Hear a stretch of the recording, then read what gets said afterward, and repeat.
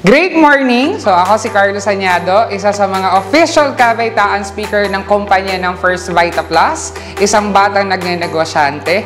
Pero before ako mag First Vita Plus, isa akong restaurant manager. Nung ako yung restaurant manager, ang hirap kasi kailangan maipagsabayan ka kung ano yung stereotype na hanap nila.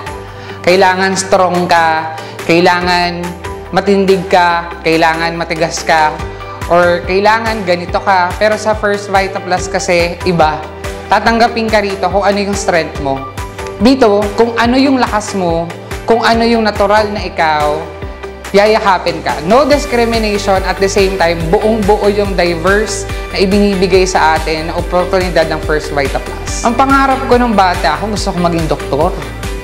Ang pangarap ko dati, gusto ko maging flight attendant. Simply because gusto ko makatulong sa ibang tao, gusto kong gumamot ng mga sakit. Gusto kong maging flight attendant kasi gusto kong pumunta ng iba't ibang lugar.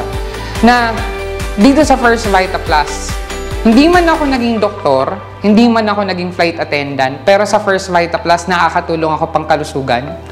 At higit sa lahat, nakakapunta ako sa iba't ibang lugar dahil sa kung ano yung meron sa First Vita Plus. Ito yung financial freedom, time freedom, at yung health freedom na para sa lahat.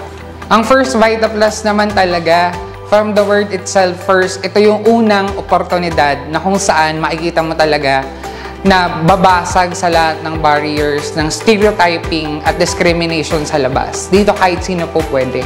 Kaya nga, nung nandito ako, wala akong ibang ginawa kundi gawin ng First Vita Plus ayon sa gusto ko, sa kung ano ako at kung ano ang gusto kong makuha.